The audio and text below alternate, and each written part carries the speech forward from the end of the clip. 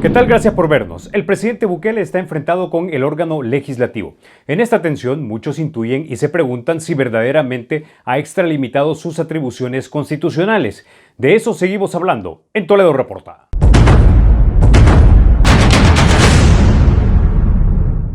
En la primera parte de este Toledo Reporta, el ex magistrado Rodolfo González nos explicó bajo qué ley vive El Salvador.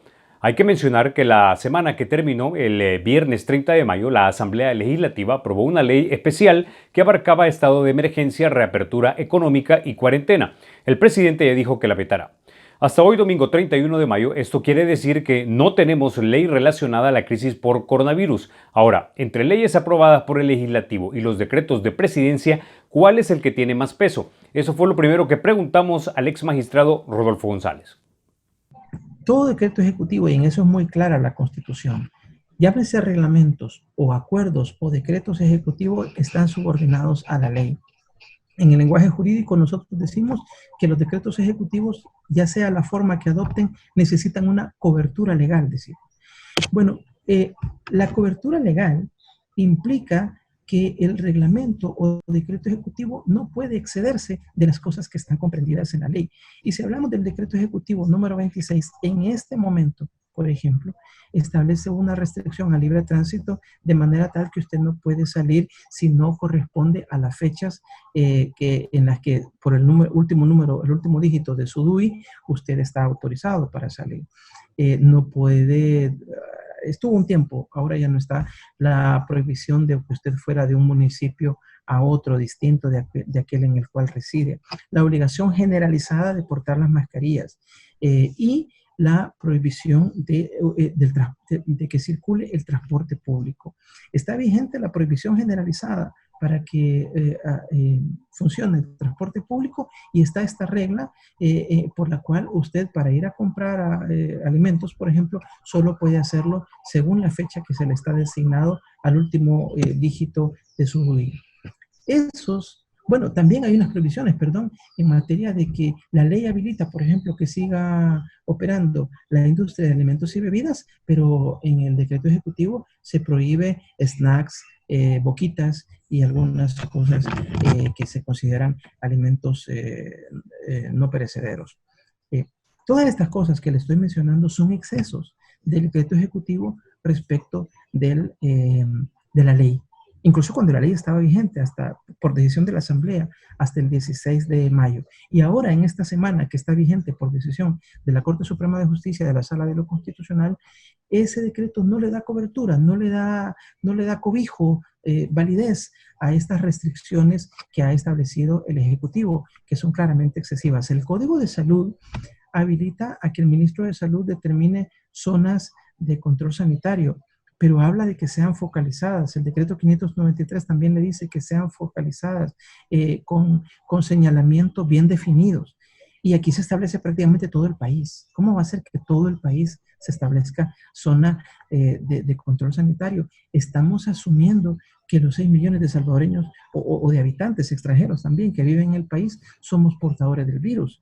Cuando hay otras formas. Las pruebas, el testeo, le permite determinar con un alto grado de fiabilidad quién es positivo y quién no es positivo. Y luego que usted determina a alguien que es positivo, identifica sus nexos epidemiológicos, sus parientes, las personas, compañeros de trabajo con los que ha estado en contacto. Pero es una forma más precisa que aplicarle al 100% de la población que reside en el país el mote de que todos somos portadores del virus. Es una forma bastante irrazonable con unos efectos económicos que ya los estamos viendo. Está diciendo, este día ha dicho el ministro de Hacienda que si no le aprueban una reorientación, creo, de unos préstamos, no tendrá, por ejemplo, en junio para hacer efectivos algunos gastos. Tal vez alcanzará a pagar salarios de los empleados públicos, pero otros gastos no podrá cubrirlos. Y es una situación que se genera porque llevamos más de 10 semanas de encierro y de paralización de la economía. Y como digo, muchas de esas cosas han sido decididas por acuerdo ejecutivo que se excede claramente de la cobertura que le da la ley. Retomando lo de esta ley especial con la que intuyo yo que lo que se busca es juntar todas estas consideraciones, armar un solo cuerpo de ley para que tengamos definido y tengamos un poco más de certeza jurídica. Esta ley especial, esta super ley, me da la impresión, Sí. contendría básicamente las libertades que da una ley de emergencia al Ejecutivo, contendría las restricciones de movilidad en el territorio nacional y contendría también la manera en la que se va a reabrir la economía. Eso es lo que entiendo hasta el momento, que es lo que se está discutiendo de aquí para adelante, en lo que vuelve a morir, digamos, lo que revivió la sala. De las tres cosas que usted mencionó, Carlos, dos estarían. Las restricciones por un tiempo, mientras continúa, digamos, la curva todavía en unos niveles muy altos de los contagios, restricciones a la libertad, algunas obligaciones, el uso generalizado de mascarillas, mantener la distancia de seguridad, etcétera, la especial protección a niños, a embarazadas, adultos mayores, etcétera, en centros de trabajo, en lugares públicos. Eh, y la salida ordenada de la economía por fases. Lo que ya no estaría, según lo señalado por los propios diputados de la Comisión Política hoy temprano por la mañana, es que no se le permitiría ya estas libertades al Ejecutivo para saltarse los procedimientos ordinarios para la compra y adquisición de bienes y servicios. Ese ya no iría. O Ok, iría muy, muy, muy limitado con obligación de estar remitiendo informes periódicos a la Asamblea. ok.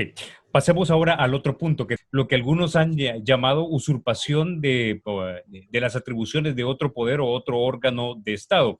El presidente Bukele, por ejemplo, y aquí lo voy a parafrasear, argumentaba, por ejemplo, que para extender una ley de emergencia, él podía hacerlo si es que la Asamblea no estaba reunido. Esto lo que provocó fue una demanda de inconstitucionalidad que se interpuso ante la sala y la sala emitió una medida cautelar en la que básicamente está haciendo preliminarmente, intuyo yo, en este momento, una interpretación del significado de la palabra reunidos.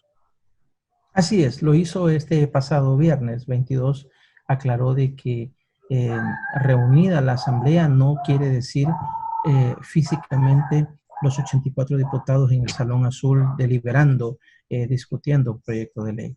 De hecho, no este último decreto 19, sino el anterior 18 había sido aprobado por el Ejecutivo un sábado a las 11 de la noche. Es lógico que a esa hora no están los diputados, sino es una situación excepcionalísima los sábados en la noche no están los diputados deliberando en el Salón Azul y sería un precedente nefasto y terrible el que se aceptara que, bueno, cada noche o los fines de semana que los diputados, algunos de ellos que representan a los departamentos, se van a sus departamentos y la Asamblea no está físicamente reunida, que entonces el Ejecutivo está autorizado para suplantar competencias que la Constitución le da a la Asamblea y aprobarlos por simple decreto ejecutivo. No solo es el hecho de que ambos órganos tienen diferente naturaleza, sino que desde ya llevamos 30 años de jurisprudencia en nuestro país en que se resalta la importancia de la Asamblea porque es un órgano plural, deliberante, donde hay representación de mayorías y minorías.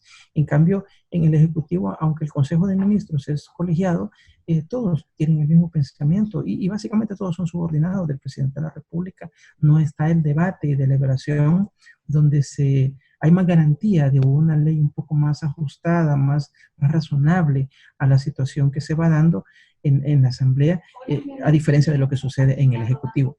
Entonces, la sala ha aclarado ese punto y ya en dos ocasiones, en la última semana, le ha frenado al Ejecutivo estos intentos de invadir las atribuciones de la Asamblea. Le diré, Carlos, que esto en realidad no ha empezado en estas últimas semanas. En el momento inicial, cuando el Organización Mundial de la Salud, en la segunda semana de marzo, declaró ya el coronavirus como una pandemia de nivel planetario, el Ejecutivo, con buen tino, advirtió la necesidad, por ejemplo, de cerrar el aeropuerto y de empezar a tomar medidas, pero ahí se dio el primer intento de usurpar atribuciones de la Asamblea. La Ley de Protección Civil es clara, que el estado de emergencia lo declara la Asamblea a petición del Ejecutivo. Y el Ejecutivo, 2 días antes que la Asamblea la decretara, intentó, bueno, de hecho aprobó, creo que se publicó en el Diario Oficial, un decreto ejecutivo por el cual el propio presidente declaraba el estado de emergencia. Es decir, este estira y encoge de una actitud invasiva por parte del Ejecutivo de las competencias de la Asamblea lo hemos tenido durante estos 2 meses y medio que llevamos de esta crisis sanitaria en el país. Con esto llegamos a la segunda parte en esta conversación sobre republicanismo y el presidente Bukele. En la tercera parte vamos a hablar sobre la lealtad entre órganos de Estado y si la Asamblea Legislativa falla al, según muchos, obstaculizar el trabajo de la administración Bukele. Recuerde que puede encontrarnos en redes sociales como Toledo Reporta, tanto en Facebook, en YouTube y en Twitter. Y recuerde, porque la República es de todos, hay que cuidarla.